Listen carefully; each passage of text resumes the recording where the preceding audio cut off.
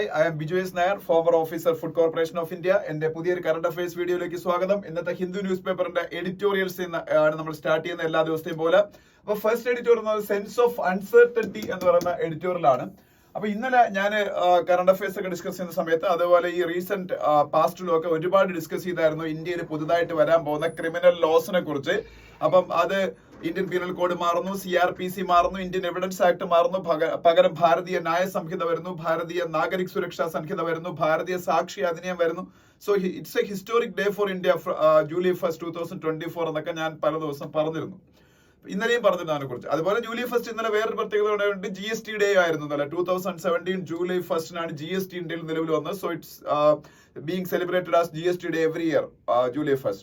അപ്പം അതും നമ്മൾ മുമ്പ് പറഞ്ഞിട്ടുള്ള കാര്യമാണ്. അപ്പൊ ഇന്നത്തെ എഡിറ്റോറിയലും ആക്ച്വലി ഭാരതീയ ന്യായ സംഹിത ഉൾപ്പെടുന്ന പുതിയ ഇന്ത്യയുടെ ക്രിമിനൽ ലോസ് നിലവിൽ വരുമ്പോൾ ഉണ്ടായിരിക്കുന്ന ചില അൺസർട്ടനിറ്റീസിനെ കുറിച്ചാണ് ഇവർ പറയുന്നത്. അതിൽ കുറേയൊക്കെ കാര്യമുണ്ട്.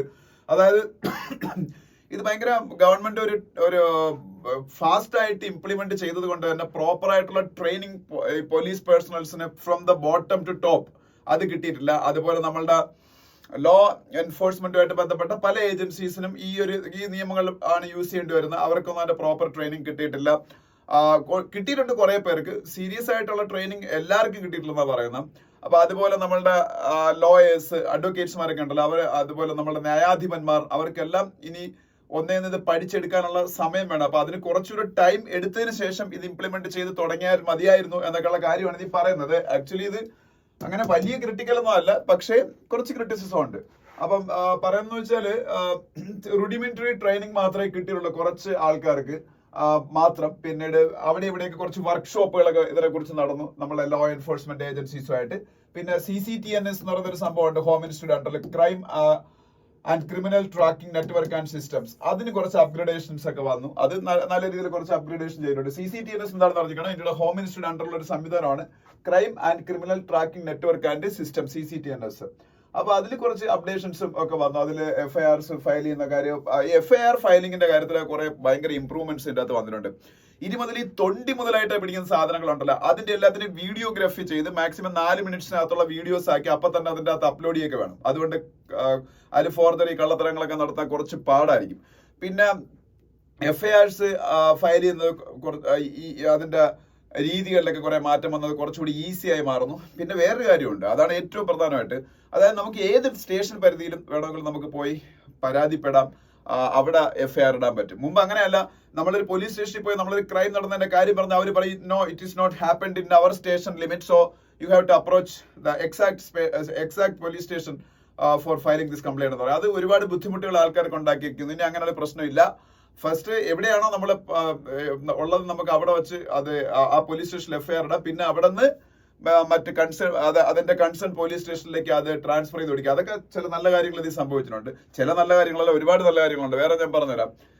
പക്ഷെ ചില കാര്യങ്ങളിൽ കൺഫ്യൂഷൻസും ഉണ്ട്. ഇപ്പൊ പറയുകയാണെന്നുണ്ടെങ്കിൽ ഈ മോബ് ലിഞ്ചിങ് ഉണ്ടല്ലോ, ആൾക്കൂട്ട കൊലപാതകം, മോബ് ലിഞ്ചിങ് എന്ന് പറയുന്ന സംഭവം, അത് ഇന്ത്യൻ പീനൽ കോഡിന്റെ അകത്ത് അതിനെ നേരിടാൻ ശക്തമായ നിയമങ്ങളില്ലായിരുന്നു. ഇപ്പൊ ഈ പുതിയ വരുന്ന ക്രിമിനൽ ലോസിൽ ഭാരതീയ ന്യായ സംഹിത, CRPCക്ക് വരുന്ന ഭാരതീയ നാഗരിക് സുരക്ഷാ സംഹിത, ഇന്ത്യൻ എവിഡൻസ് ആക്ട്, അതിന് പകരം ഭാരതീയ സാക്ഷി അധിനിയം, ഇങ്ങനെ 3 എണ്ണമാണല്ലോ വരുന്നത്.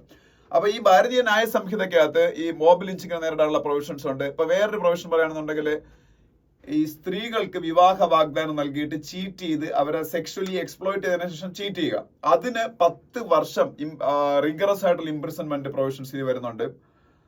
അതുപോലെ പിന്നീട് നമ്മൾ ഇന്ത്യയിൽ ഇല്ലാതിരുന്നൊരു സംഗതിയാണ്. ഇതിനെക്കുറിച്ച് ഇന്നലെ ബിജു നായർ ഫാക്ട് ചെക്സ് എന്ന് പറയുന്ന എന്റെ മറ്റേ യൂട്യൂബ് ചാനലിൽ ചെറിയൊരു വീഡിയോ ചെയ്തിട്ടിരുന്നു, ഒരു ഷോർട്ട് വീഡിയോ. അതായത് ഇപ്പൊ ഇതിന്റെ പ്രത്യേകതകളെ കുറിച്ച്.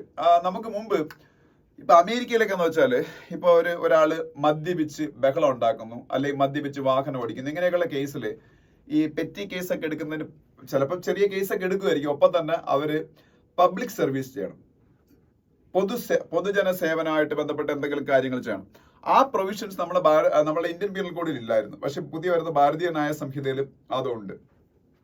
അതുപോലെ നമ്മളുടെ ഇന്ത്യൻ പീനൽ കോഡില് IPCയിൽ സെക്ഷൻ 377 എന്ന് പറയുന്ന ഒരു സെക്ഷൻ ഉണ്ടായിരുന്നു. അത് ഹോമോസെക്ഷുവാലിറ്റിയെ ക്രിമിനലൈസ് ചെയ്യുക, അതുപോലെ പുരുഷന്മാരെ റേപ്പ് ചെയ്താൽ അവർ അതിനുള്ള പണിഷ്മെന്റ് ഇതൊക്കെയാണ്. അതിനെ എങ്ങനെ ഡീൽ ചെയ്യുക അതൊക്കെയായിരുന്നു IPC സെക്ഷൻ 377 പറഞ്ഞിരുന്നത്. ഈ IPC സെക്ഷൻ 377 ഇപ്പൊ പുതിയ വരുന്ന ഭാരതീയ ന്യായ സംഹിതയിൽ ഇല്ല. അതുകൊണ്ട് തന്നെ ഹോമോസെക്ഷുവാലിറ്റി ഇൻ ഇന്ത്യൻ ഒരു ക്രിമിനൽ അല്ല. അത് ഇടയ്ക്ക് വെച്ച് മുമ്പേ സുപ്രീം കോടതി ഡീക്രിമിനലൈസ് ചെയ്തതാണ്, പാർട്ട്ലി അതിനെടുത്ത് കളയുകയും ചെയ്തതാണ് സെക്ഷൻ 377. പക്ഷെ അവിടെ വേറൊരു പ്രശ്നമുണ്ട്. ഈ ഹിന്ദുവിനെ കുറിച്ച് ആർട്ടിക്കിൾ വന്നായിരുന്നു. ഈ സെക്ഷൻ 377 എന്ന് പറയുന്ന സംഭവത്തിന്റെ പ്രൊവിഷൻസ് എല്ലാം ഈ പുതിയ ഭാരതീയ ന്യായ സംഹിതയിൽ ഇല്ലാതാകുമ്പോൾ ഹോമോസെക്ഷുവാലിറ്റി ഡീക്രിമിനലൈസ് ചെയ്യേണ്ടത് തന്നെയാണ്. കാര്യം സ്വവർഗ ലൈംഗികത എന്ന് പറഞ്ഞ ഒരിക്കലും ക്രിമിനൽ ഒഫൻസ് ആയിട്ട് കൺസിഡർ ചെയ്യേണ്ടതല്ല. മോഡേൺ സൊസൈറ്റിയിൽ അങ്ങനെ കൺസിഡർ ചെയ്യുന്നുമില്ല. Even gay marriage is allowed in many Asian countries also. ഇപ്പൊ തായ്ലൻഡ് ഗേ മാരേജിനെ ലീഗലൈസ് ചെയ്തു, നേപ്പാളിൽ ലീഗലൈസ്ഡ് ആണ്. അപ്പൊ Asian countries also following the suit from the European countries. അപ്പൊ യൂറോപ്യൻ കൺട്രിയിലോ അല്ലെങ്കിൽ അമേരിക്കയിലൊക്കെ പണ്ടേ അത് അങ്ങനെ ആയിരുന്നു കുറെ വർഷങ്ങളായിട്ട്. അപ്പൊ അത് ഡീക്രിമിനലൈസ് ചെയ്യേണ്ടതാണ്. പക്ഷെ അതേ സമയത്ത് ഈ മെയിലിനെ റേപ്പ് ചെയ്താൽ, പുരുഷനെ റേപ്പ് ചെയ്താൽ അതിന് ഡീൽ ചെയ്യാനുള്ള നിയമം ഇപ്പൊ നമ്മളുടെ BNS ഇല്ല, ഭാരതീയ ന്യായ സംഹിതയിൽ. അതുപോലെ വേറൊരു പ്രോബ്ലം ഞാൻ വായിച്ചൊരു കാര്യമാണ്.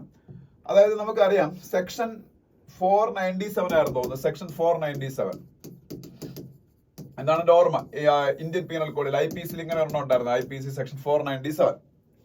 ഇതെന്ന് പറഞ്ഞാൽ അഡൾട്ടറിയെ ഡീൽ ചെയ്യാൻ വേണ്ടിയിട്ടുള്ളതായിരുന്നു. അഡൾട്ടറി എന്ന് പറഞ്ഞാല് അന്യ പുരുഷന്റെ ഭാര്യയുമായിട്ട് വേറൊരു പുരുഷൻ ലൈംഗിക ബന്ധത്തിൽ ഏർപ്പെടുന്നതാണ് അഡൾട്ടറി എന്ന് പറയുന്നത്. ഈ അഡൾട്ടറി സംഭവിച്ചാൽ മുമ്പ് ഇന്ത്യൻ പീനൽ കോഡിലെ സെക്ഷൻ 497 അനുസരിച്ച് ആ പുരുഷനെ ശിക്ഷിക്കും.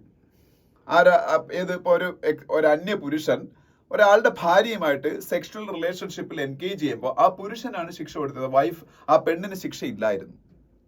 അപ്പൊ അതിലൊരു ജെൻഡർ ബയസ് ഉണ്ടായിരുന്നു. നമ്മളുടെ കോൺസ്റ്റിറ്റ്യൂഷന്റെ ആർട്ടിക്കിൾ 14 ഒക്കെ എഗെയിൻസ്റ്റ് ആണത്. ഒപ്പം തന്നെ മറ്റൊരു പ്രശ്നം ഉണ്ടായിരുന്നു വെച്ചാൽ ഇതിൽ ഹസ്ബൻഡിന് പരാതി ഇല്ലെന്നുണ്ടെങ്കിൽ ഒരു പ്രശ്നമില്ലായിരുന്നു. അപ്പൊ അതൊരു പുരുഷന്റെ, ഒരു ഹസ്ബൻഡിന്റെ കമോഡിറ്റിയെ പോലെ സ്ത്രീയെ ട്രീറ്റ് ചെയ്യുക എന്ന് പറയുന്നൊരു അൺകോൺസ്റ്റിറ്റ്യൂഷണാലിറ്റി അതിനുണ്ട് ഉണ്ടായിരുന്നു.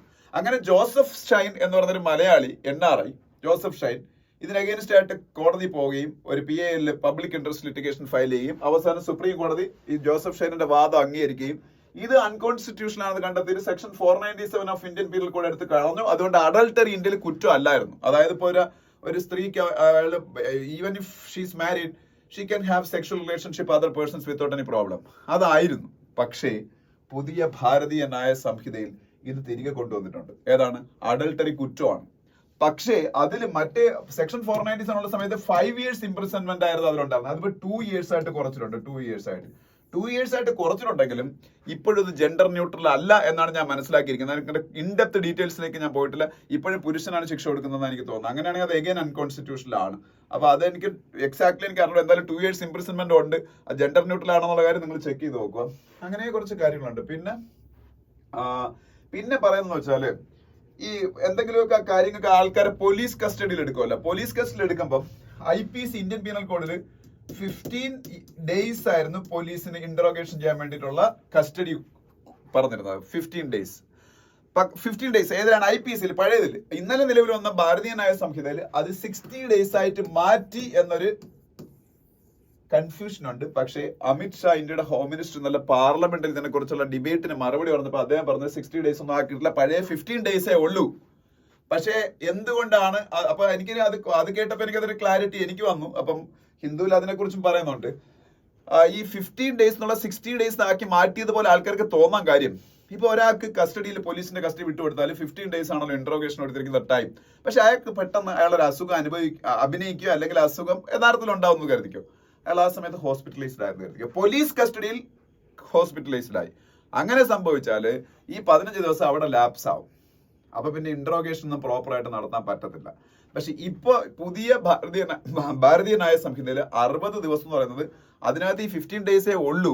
ഈ 60 ദിവസം കൊണ്ട് കസ്റ്റഡി വെച്ചേക്കണമെന്നല്ല പറയുന്നത്. ഇവർക്ക് എന്തെങ്കിലും ഇവൻച്വാലിറ്റീസ് ഇതുപോലുള്ള പ്രോബ്ലംസ് സംഭവിച്ചാൽ ആ 60 daysനകത്ത് വെച്ച് ഈ 15 days കസ്റ്റഡി എൻഷുർ ചെയ്യണമെന്നാണ് പറയുന്നതെന്നാണ് ഹോം മിനിസ്റ്റർ ഓഫ് ഇന്ത്യ ഇന്നലെ പറഞ്ഞത്. അപ്പൊ അതുകൊണ്ട് അതിലൊരു കൺഫ്യൂഷൻ ഇല്ലെന്ന് എനിക്ക് തോന്നുന്നു. പിന്നെ ഇവര് പറഞ്ഞേക്കെന്ന് വെച്ചാല് അതായത് ഇതിന്റെ ഭാഷ പല വാക്കുകളും ഹിന്ദിയിലാണ്. ആ ഹിന്ദി സൗത്ത് ഇന്ത്യൻ സ്റ്റേറ്റുകളിൽ എസ്പെഷ്യലി തമിഴ്നാട്ടിലൊക്കെ പലർക്കും അറിയത്തില്ല. സോ അത് ആ ഒരു ഭാഷ ഉപയോഗിക്കേണ്ട ആവശ്യമില്ലായിരുന്നു. ആ പേരുകൾ സെയിം നമ്മളെ ഈ 1898 വന്ന CRPC 1898 CRPC വരുന്ന ക്രിമിനൽ പ്രൊസീജിയർ കോഡ്. അത് 1973 ഒരു പുതിയ CRPC നിയമം കൊണ്ട് റീപ്ലേസ് ചെയ്യുമ്പോഴും പേര് CRPC എന്ന് തന്നെ നിലനിർത്തിയായിരുന്നു ക്രിമിനൽ പ്രൊസീജിയർ കോഡ്. അതുപോലെ തന്നെ മതിയായിരുന്നു. ഇപ്പം ഇതിനെ ഇന്റർനൈസ് ചെയ്യേണ്ട ആവശ്യം ഉണ്ടായിരുന്നു ഉറപ്പായിട്ട്. അത് ഞാൻ അതിനെ കുറിച്ചുള്ള ആർട്ടിക്കിൾസ് വായിച്ചിട്ടുണ്ട്. ഇതിൽ കൊളോണിയൽ റൂൾസ് ഒരുപാട് ഉണ്ടായിരുന്നതുകൊണ്ട് തന്നെ ഇന്റർനൈസ് ചെയ്യേണ്ട ആവശ്യം ഉണ്ടായിരുന്നു. അതിൽ പ്രോബ്ലം ഒന്നുമില്ല. പക്ഷേ ഇതുപോലുള്ള വാക്കുകളൊക്കെ യൂസ് ചെയ്യുമ്പോൾ കുറച്ചുകൂടെ പഴയ ഇപ്പൊ പേര് തന്നെ CRPC തന്നെ നിലനിർത്തിയാൽ മതിയായിരുന്നു. ഇന്റർനൈസ് ചെയ്ത് അതിന്റെ നിയമങ്ങളെ ഇന്റർനൈസ് ചെയ്താൽ മതിയായിരുന്നു എന്നൊരു സജഷനൊക്കെയാണ് ഇത് പറയുന്നത്. അപ്പൊ എന്തായാലും ഗവൺമെന്റ് ഇത് സ്വീകരിച്ചിരിക്കുന്ന സമീപനം ട്രെയിനിങ് അങ്ങനെയൊന്നും അല്ല. ഇത് ഇംപ്ലിമെന്റ് ചെയ്യപ്പെടട്ടെ. ഗ്രൗണ്ട് ലെവലിൽ ഇത് ഇംപ്ലിമെന്റ് ചെയ്യപ്പെടുമ്പോൾ നമ്മളെ പോലീസ് പേഴ്സണൽസും ലീഗൽ സൈഡിലുള്ള ലോയേഴ്സ് അല്ലെങ്കിൽ ജൂറിസ്റ്റുകൾ അങ്ങനെയുള്ള ആൾക്കാരല്ല, ജൂറിസ്റ്റുകൾ അങ്ങനെയുള്ള എല്ലാ ആൾക്കാരും ഇതിന്റെ കൂടെ ഇത് പഠിച്ചു പോകും. അങ്ങനെ 2-3 വർഷം കൊണ്ട് നോക്കിയാവുന്ന രീതിയിലാണ് ഗവൺമെന്റ് സ്വീകരിച്ചിരിക്കുന്ന സമീപനം. അതല്ലായിരുന്നു വേണ്ടത് എന്നാണ് ഹിന്ദുവിൽ പറഞ്ഞത്. അത്രേ ഉള്ളൂ. അമിത്ഷാ ഇന്നത്തെ ഹിന്ദുവിന്റെ ഫ്രണ്ട് പേജ് പറഞ്ഞേക്കുന്നത് അങ്ങനെ തന്നെയാണ്. 4 years കൊണ്ട് ആൾക്കാരെല്ലാം ഇതുമായിട്ട് ഓക്കെ ആവും. അത്രയും നാളെടുക്കും ഇത് ഓക്കെ ആയി വരാൻ. അല്ലാതെ ഇത് ട്രെയിനിങ് കൊടുത്ത് സെറ്റ് ചെയ്തെടുത്താൽ ഇനി ഒരു 1-2 വർഷം കൊണ്ട് ഇത് ഇംപ്ലിമെന്റ് ചെയ്യാൻ പറ്റൂ. അതുകൊണ്ട് അത് ഇംപ്ലിമെന്റേഷൻ ഡിലേ ആയി പോകുന്ന പറഞ്ഞേക്കുന്നത്. അത് അദ്ദേഹത്തിന്റെ അഭിപ്രായം. ഹിന്ദു പറഞ്ഞേക്കുന്നത് ഇത് തന്നെയാണ്. ഓക്കെ, ഇതാണ് first editorial. Second editorial waiting for A reformist എന്ന് പറയുന്ന എഡിറ്റോറിയലാണ്. ഈ വെയിറ്റിംഗ് ഫോർ എ റിഫോമിസ്റ്റ് എന്ന് പറയുന്ന എഡിറ്റോറിയൽ ഇറാനെ കുറിച്ചാണ്. ഇറാൻ എന്ന് പറയുന്ന രാജ്യം നമുക്ക് എല്ലാവർക്കും അറിയാം, ഇന്ത്യക്ക് ഏറ്റവും വേണ്ടപ്പെട്ട രാജ്യങ്ങളിൽ ഒരെണ്ണമാണ്. ഇറാന്റെ പ്രസിഡന്റുമാര് എപ്പോഴും ഇന്ത്യയിലേക്ക് വിസിറ്റ് നടത്താറുണ്ട്. ഇന്ത്യയുടെ ഫോറിൻ മിനിസ്റ്ററോ അല്ലെങ്കിൽ പ്രൈം മിനിസ്റ്റർ ലെവലിലൊക്കെ വിസിറ്റുകൾ നടക്കുന്ന റയറാണ്. എന്നാലും ഫോറിൻ മിനിസ്റ്റേഴ്സ് ഒക്കെ എപ്പോഴും ഇറാൻ വിസിറ്റ് ചെയ്യാറുണ്ട്. ഒപ്പം തന്നെ Iran is a gateway for India to Eurasian region, അല്ലെങ്കിൽ നമുക്ക് ഒരു സ്പെസിഫിക് ആയിട്ട് പറഞ്ഞാൽ ടു അഫ്ഗാനിസ്ഥാൻ. അപ്പൊ ഇന്ത്യയുടെ കണക്ടിവിറ്റി ഇനിഷ്യേറ്റീവ്സിൽ ഏറ്റവും പ്രധാനം ഇറാനാണ്. അതിന്റെ കാരണം ഇറാനിൽ ഇന്ത്യന് പോർട്ട് ഉണ്ടാക്കുന്നുണ്ട്, ചബഹാർ പോർട്ട്. ഈ എഡിറ്റോറിയൽ ഇറാൻ എന്തുകൊണ്ട് ഇന്ത്യക്ക് ഇമ്പോർട്ടന്റ് ആവുന്നതല്ല പറയുന്നത്. ഞാൻ വേറൊരു പോയിന്റ് ഓഫ് വ്യൂ അത് ഡിസ്കസ് ചെയ്യുന്ന കാര്യം, ഈ എഡിറ്റോറിയലില് ഇറാന്റെ പ്രസിഡൻഷ്യൽ ഇലക്ഷനെ കുറിച്ചാണ് പറഞ്ഞേക്കുന്നത്. ഇറാന്റെ പ്രസിഡൻഷ്യൽ ഇലക്ഷന്റെ അതിന്റെ അകത്ത് എന്ത് നടക്കുന്നു എന്നുള്ള കാര്യം obviously it is a concern for India also, because it is a friendly nation of India. Whatever happening inside Iran will affect our relationship also. So that definitely India has an interest in that those things. But at the same time അതിന് വേറെ ആംഗിളിൽ കൂടെ നമ്മൾ discuss ചെയ്താൽ കുറച്ചുകൂടെ നല്ലതായിരിക്കും. എന്തുകൊണ്ട് Iran ഇന്ത്യക്ക് ഇമ്പോർട്ടന്റ് ആവുന്നതെന്ന് വെച്ചാൽ ഇന്നത്തെ സ്കീം ഓഫ് തിങ്സിൽ മെയിൻലി ഇറാൻ ഇന്ത്യക്ക് ഇമ്പോർട്ടന്റ് ആവുന്നത് ഇന്ത്യയുടെ കണക്ടിവിറ്റി പ്രോജക്ട്സ് ഭാഗമായിട്ടാണ്. കാരണം അഫ്ഗാൻ എന്ന് പറയുന്ന രാജ്യം ഇന്ത്യയെ സംബന്ധിച്ച് ഈ താലിബാൻ അവിടെ ഭരണത്തിൽ വരുന്നത് വരെയും ഇന്ത്യയുടെ ഏറ്റവും ക്ലോസസ്റ്റ് ഫ്രണ്ട്സിൽ ഒരു രാജ്യമായിരുന്നു അഫ്ഗാൻ. ഈ Afghanistan is A land locked country. Afghanistan ഒരു ലാൻഡ് ലോക്ക്ഡ് കൺട്രിയാണ്. അഫ്ഗാനിസ്ഥാനിലേക്ക് ഇന്ത്യക്ക് എയർ കണക്ടിവിറ്റിയും സീ കണക്ടിവിറ്റിയും മാത്രം ഇപ്പോൾ previously there was land connectivity also. നമുക്കറിയാം ഡ്യൂറൻ ലൈൻ, നമ്മള് പഠിക്കുന്ന സമയത്ത് ഡ്യൂറൻ ലൈനിനെ കുറിച്ച് സ്കൂളിലൊക്കെ തന്നെ പഠിച്ചിട്ടുണ്ടായിരിക്കും. ഡ്യൂറൻ ലൈൻ എന്ന് പറയുന്നത് ഇന്ത്യയും അഫ്ഗാനിസ്ഥാനെയും വേർതിരിക്കാനുണ്ടായ ലൈൻ എന്നാണ് നമ്മൾ പഠിച്ചിട്ടുള്ളത്. ഡ്യൂറൻ ലൈൻ, ഹെൻറി ഡ്യൂറന്റ് എന്ന് പറയുന്ന ബ്രിട്ടീഷുകാരൻ ബ്രിട്ടീഷ് പീരീഡിൽ ഇന്ത്യയും അഫ്ഗാനിസ്ഥാനെയും വേർതിരിക്കാൻ ഉണ്ടാക്കിയ ലൈൻ നമ്മൾ പഠിച്ചേക്കുന്ന Durand line. So there is land boundary between India and Afghanistan, but now it is in Pak occupied Kashmir. അപ്പൊ ഇൻഡിപെൻഡൻസിന് മുമ്പ് ഇത് ഇന്ത്യക്കും അഫ്ഗാനിസ്ഥാനും land boundary was also there. So connectivity was not an issue. Indian trucks ആണ് മെയിൻലി അങ്ങോട്ട്, പിന്നെ ഗുഡ്സും കൊണ്ട് പോകാൻ ദർ വാസ് നോ പ്രോബ്ലം. നമുക്ക് ഡയറക്ട്ലി അങ്ങോട്ട് ലാൻഡ് ബൗണ്ടറി വഴി പോയായിരുന്നു. But once Pak occupied Kashmir came into existence, India lose that way to Afghanistan, that land route. അപ്പൊ നമ്മൾ എന്ത് ചെയ്യുന്ന വെച്ചാല് സീ റൂട്ട് വഴിയും എയർ റൂട്ട് വഴിയൊക്കെ പോകുന്നു. ഇന്ന് ഇന്ത്യക്ക് അഫ്ഗാനിസ്ഥാനിലേക്കുള്ള ഏറ്റവും വലിയ ഗേറ്റ് വേ എന്ന് പറയുന്നത് ചബഹാർ പോർട്ടാണ്. ഇന്ത്യയും ഇറാനും ചേർന്ന് ഇറാനിൽ ഡെവലപ്പ് ചെയ്തുകൊണ്ടിരിക്കുന്ന ചബഹാർ പോർട്ട്. പിന്നെ ഒരു കാര്യം, അഫ്ഗാനിസ്ഥാൻ വഴി നമുക്ക് പിന്നെ റഷ്യ വരെ പോവാം. അഫ്ഗാനിസ്ഥാന്റെ ബോർഡറിൽ നമുക്ക് കുറെ യൂറേഷ്യൻ കൺട്രീസ് ഉണ്ട്. Kazakhstan, Uzbekistan, Tajikistan, Kyrgyzstan, Turkmenistan, Russia, അങ്ങനെ കുറെ രാജ്യങ്ങൾ ഏതെങ്കിലുമൊക്കെ ഈ അഫ്ഗാനുമായിട്ട് ബൗണ്ടറികളിലാണ്. അപ്പൊ ഈ അഫ്ഗാൻ ബൗണ്ടറി കടന്ന് ആ രാജ്യങ്ങളിലേക്ക് കയറിയാൽ നമുക്ക് മറ്റു രാജ്യങ്ങളിലേക്കെല്ലാം പോകാൻ പറ്റും. മനസ്സിലായോ? അപ്പോ ആ രാജ്യങ്ങളെല്ലാം ഭയങ്കര റിസോഴ്സ് റിച്ചുമാണ്, ഗ്യാസിനും പെട്രോളിയത്തിനും ഒക്കെ ഭയങ്കര ഇതാണ്. അപ്പൊ അതൊക്കെ കൊണ്ട് ഇറാൻ, അത് മാത്രമല്ല, ഇറാൻ നമ്മളുടെ പെട്രോളിയം നീഡ്സ് ഒരു സമയത്ത് സാറ്റിസ്ഫൈ ചെയ്തിരുന്ന ഇറാനായിരുന്നു, നമ്മളുടെ പെട്രോളിയം നീഡ്സ്. പക്ഷെ പിന്നീട് എന്ത് സംഭവിച്ചെന്ന് വെച്ചാൽ അമേരിക്ക ഇറാൻ അഗേൻസ്റ്റ് ആയിട്ട് സാങ്ഷൻസ് ഏർപ്പെടുത്തുകയാണ്, ഉപരോധങ്ങൾ, അവരുടെ ന്യൂക്ലിയർ പ്രോഗ്രാംസിന്റെ പേരിൽ. ഇറാന് ന്യൂക്ലിയർ പ്രോഗ്രാം ഉണ്ട്, അവര് ആറ്റം ബോംബുകൾ ഉണ്ടാക്കുന്നുണ്ട്. എസ്പെഷ്യലി അതൊരു മെയിൻലി അത് ഇസ്രായേലിനെ അഗേൻസ്റ്റ് ആയിട്ട് അവർ ഉണ്ടാക്കുന്നതെന്നാണ് പറയപ്പെടുന്നത്. അവരാണ് അവിടുത്തെ ഏറ്റവും വലിയ ആർച്ച് റൈവൽസ് എന്ന് പറയുന്നത്. അപ്പം ഈ ഇറാന്റെ ന്യൂക്ലിയർ പ്രോഗ്രാംസിന്റെ പേരിൽ ഇറാൻ അഗേൻസ്റ്റ് ആയിട്ട് സാങ്ഷൻസ് US-ഉം യൂറോപ്യൻ കൺട്രീസും ചേർന്ന് ഏർപ്പെടുത്തുമ്പോൾ ഇറാന് അവരുടെ ഓയിൽ സെല് ചെയ്യാൻ പറ്റാതായി. അതുകൊണ്ടാണ് ഇന്ത്യക്ക് അവരെ ഓയിൽ വിൽക്കാൻ പറ്റാതായത്. 2015 കാലഘട്ടം വരെ ഇന്ത്യയുടെ ഓയിൽ സപ്ലൈസിൽ ആദ്യത്തെ ഒരു 3-4 കൺട്രി എടുത്ത ഒന്ന് ഇറാനായിരുന്നു. ഇങ്ങനെ ഒരുപാട് ഇമ്പോർട്ടൻസ് ഉണ്ട് ഇന്ത്യക്ക്. അല്ലാതെ തന്നെ ഇന്ത്യക്ക് വളരെ ഹിസ്റ്റോറിക് ആയിട്ടുള്ള റിലേഷൻഷിപ്പ് പേർഷ്യയുമായിട്ട് ഉണ്ടായിരുന്നു. ഓക്കെ, അപ്പൊ അതൊക്കെ അവിടെ നിൽക്കട്ടെ. ഇറാനില് 1979 ഇസ്ലാമിക് റവല്യൂഷൻ വരെയാണ്. ഇറാനില് 1979 ഇസ്ലാമിക് റവല്യൂഷൻ വരുന്നു. അതുവരെ പഹലവി എന്ന് പറയുന്ന ഒരു ഡൈനാസ്റ്റിയാണ് അവിടെ ഭരിച്ചുകൊണ്ടിരുന്നത്. PHLAVI, പഹലവി dynasty. അതിലെ ഭരണാധികാരികളെ ഷാ എന്നാണ് അറിയപ്പെടുന്ന ഷാ. ഈ ഷാ ഡൈനാസ്റ്റി എപ്പോഴും US-ന് സപ്പോർട്ടായിരുന്നു. അപ്പൊ അതുകൊണ്ട് തന്നെ ഒരു കാലഘട്ടം ഇന്ന് US-ന്റെയും ഇസ്രായേലിന്റെയും ഏറ്റവും വലിയ ശത്രുവായ ഇറാൻ ഒരു സമയത്ത് US-ന്റെ ഏറ്റവും വലിയ മിത്രമായിരുന്നു. അതും അറിഞ്ഞിരിക്കുക, ജസ്റ്റ് പറഞ്ഞേ ഉള്ളൂ. അപ്പൊ ഈ ഷാ ഡൈനാസ്റ്റി അവിടെ നിന്ന് പുറത്താക്കിക്കൊണ്ട് തിയോക്രസി അല്ലെങ്കിൽ പൗരോഹിത്യം ഇറാനിൽ ഭരണം പിടിച്ചെടുക്കുകയാണ് 1979.